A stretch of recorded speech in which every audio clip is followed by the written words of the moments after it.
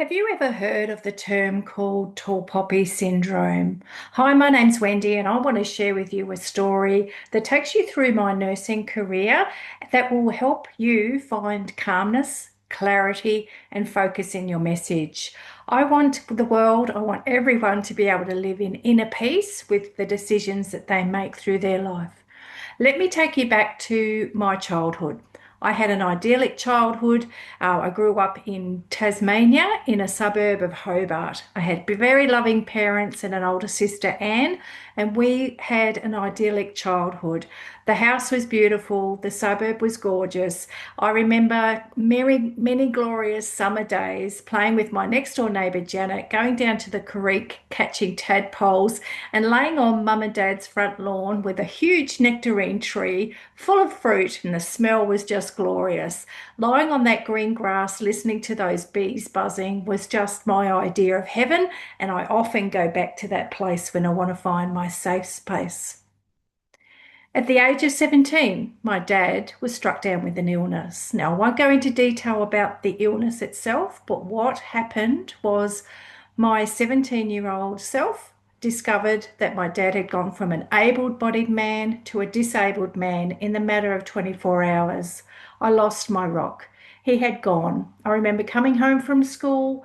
I was in year 11 at Matric College, coming home from school, seeing that ambulance come down our dirt driveway with the old-fashioned streets with this tree in the middle.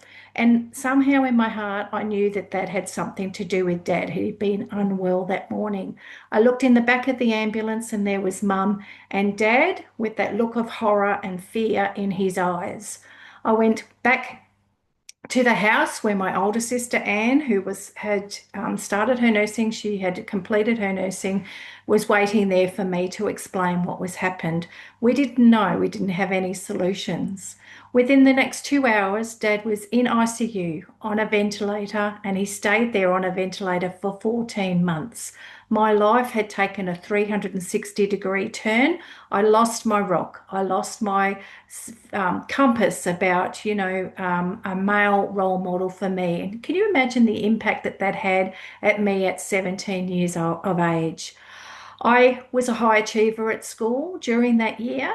My marks went down because emotionally I was not there. I was there living in fear with my parents and what the future held for us as a family.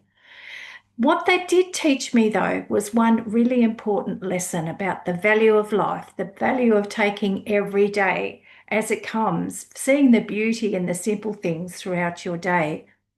What it also taught me was how much caring and professionalism there was in our current health, back then in the 80s, the healthcare system of the day.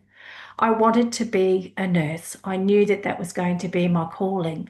I started my nursing in country Victoria and I went on and achieved great success. I made an impact with every person that I touched, and I knew that I was achieving really, really well. I went on to do some postgraduate study. I managed wards. I became an educator. I advanced my career to a nurse practitioner status. So, those that know, it's a 3-year program. And I was supported well within the organisation to be able to do that program. However, another pivot point in my life, during my third year, entering my third year, I was told that I could not continue my studies unless I actually gave up my substantive role to be able to do that. Can you imagine at that time? I'd fast forwarded through my adult years. I was now supporting two teenage children at home, and I had to make a pivot decision. Do I give up my substantive, my secure position, or do I take on a temporary position for 12 months to achieve that big box that I wanted to tick to become a nurse practitioner? Of course, I chose the reliable, steady route. I stayed in the permanent position, but that position evolved into something that I really was not enjoying. I sought opportunities over the next 5 or 6 years to try and bring back that sense of achievement, that sense of passion that I knew I was contributing really well to my community. the goalposts had shifted. So I could not find that opportunity. I was still looking for that self-worth to be a valued member of the team and to be able to contribute to the community of looking after people. I took on some temporary contracts, and what I did to prove that to myself, to tick that box, is I left nursing and went to study 6 months in a related field to do with public education, professional education, rather.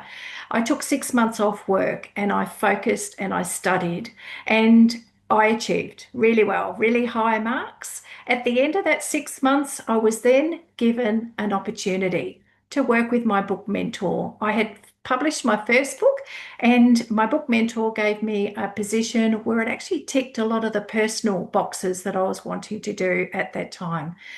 What it also ticked for me was that sense of value and the sense of contribution that I wanted to give back to my community. That meant that I could still look after other people's well-being in writing a book. The therapy that comes with writing your own story. At the same time, I was given a job offer related to the studies that I had done. So I had job offer one, job offer two. I took job offer one for all those personal reasons that I wanted to achieve. Job offer two, however, I interviewed and I was successful in receiving an opening for that position. They were so kind. They said, look, we can see why you've taken job offer one because of all the right reasons. They actually said to me, if that doesn't work out, you can come back and work with us. And that was open for 12 months. Needless to say, I went on and I stayed in job offer one because I was well received, well valued, and again, I could feel that worthiness there for me, that sense of personal contribution. However, throughout all of those years, my biggest secret was that I was fearful of rejection.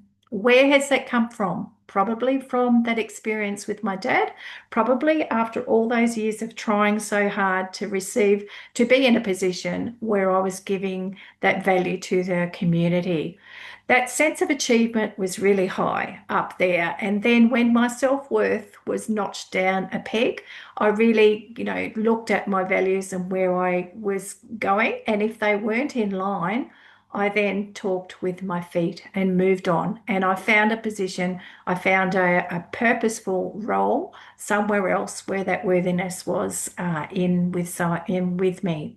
So my biggest secret, I've been alluding to this over the last week, is that fear of rejection. I know that I have a lot to give to my community, and I know that a lot of people that I speak to, they get value out of what I have to say.